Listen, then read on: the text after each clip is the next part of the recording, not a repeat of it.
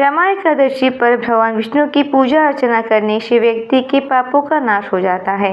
Radhe Radhe friends, आज की इस वीडियो में मैं आप सभी के साथ शेयर करने वाली हूँ रमा एकादशी की बहुत ही सरल पूजा विधि। तो चलिए वीडियो को शुरू करते हैं। रमा एकादशी के दिन सुबह स्नान आदि करने के बाद सबसे पहले हम एक चौकी लगा लेंगे। चौकी पे पीले रंग का वस्त्र बिछाएंगे। भगवान विष्णु को पीला रंग अति प्रिय होता है, तो मैंने यहाँ पर पीले रंग का वस्त्र बिछा लिया है। थोड़ी सी फूलों का आसन देंगे। भगवान विष्णु की फोटो या मूर्ति जो भी स्वरूप आपके पास है उन्हें विराजमान कर दीजिएगा। तो मैंने यहाँ पर भगवान विष्णु की फोटो विराजमान कर दी है। अगर आप लड्डू गोपाल जी की सेवा करते हैं तो पूजा में लड्डू गोपाल जी को भी जरूर से विराजमान करें। इसके बाद हम भगवान गणेश को विराजमान करेंगे। तो यहाँ पे मैंने फूलों का आसन दिया है और भगवान गणेश की मूर्ति विराजमान कर दी है। अब हम दीपक जला लेंगे। दीपक हमारे पूरी पूजा का साक्षी होता है, तो सबसे पहले हम दीपक जलाएंगे। दीपक जलाने के बाद हम जल से सीटी लगाते हुए सभी को भाव रूप में स्नान करा लेंगे। तो मैंने सभी को स्नान करा लिया है। इसके बाद हम भगवान गणेश की पूजा करेंगे। भगवान गणेश को वस्त्र के रूप में कलावा समर्पित करेंगे। अगर आपके पास जनेऊ है तो जनेऊ समर्पित कर दीजिएगा, नहीं है तो कलावा समर्पित कर सकते हैं। इसके बाद हम भगवान विष्णु को भी कलावा समर्पित कर देंगे वस्त्र के रूप में। अब हम भगवान गणेश को रोली से तिलक करेंगे। भगवान विष्णु को हम चंदन से तिलक करेंगे। चंदन नहीं है तो हल्दी से तिलक कर सकते हैं। और भगवान विष्णु के पास जितने भी देवी देवता हैं सभी को हम चंदन से तिलक कर लेंगे।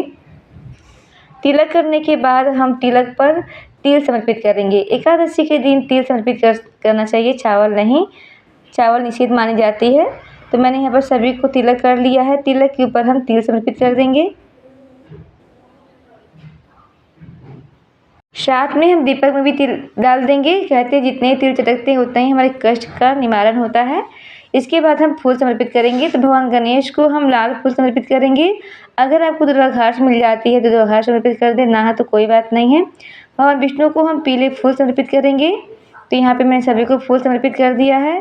फूल समर्पित करने के बाद हम भोग समर्पित करेंगे। तो भगवान गणेश को हम अलग से भोग समर्पित करेंगे, क्योंकि भगवान गणेश के भोग में तुलसी पात्र नहीं रखी जाती है। भगवान विष्णु को हम भोग समर्पित कर देंगे और भगवान विष्णु के भोग में हम तुलसी पात्र रखेंगे, क्योंकि बिना तुलसी पात्र के भगवान विष्णु जी भोग ग्रहण नहीं करते हैं।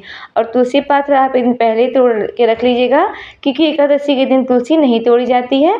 तो मैंने यहाँ पर ऋतु फल और मिश्री का भोग समर्पित कर दिया है। साथ में हम जल का भी भोग समर्पित कर देंगे। अब हम सभी को धूप दीप दिखा देंगे।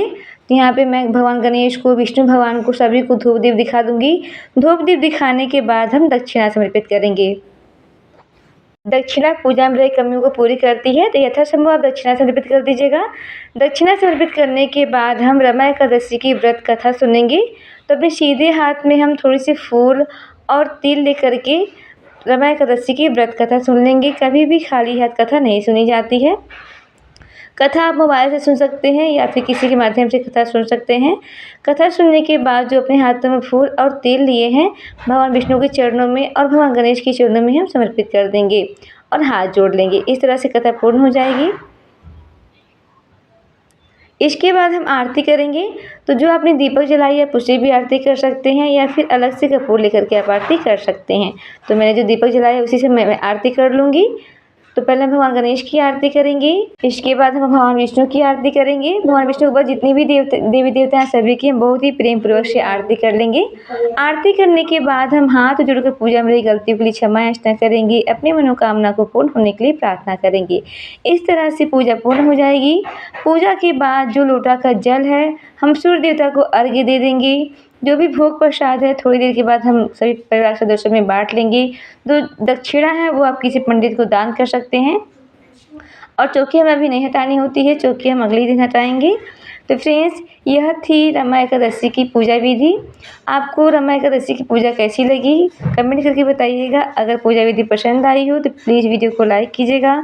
वीडियो पे नए हैं तो चैनल को सब्सक्राइब कीजिएगा। भगवान विष्णु की कृपा आप सभी पे सदा ही बनी रहे, इसी कामना के साथ फिर मिलते हैं एक और नए वीडियो में। तब तक के लिए राधे राधे।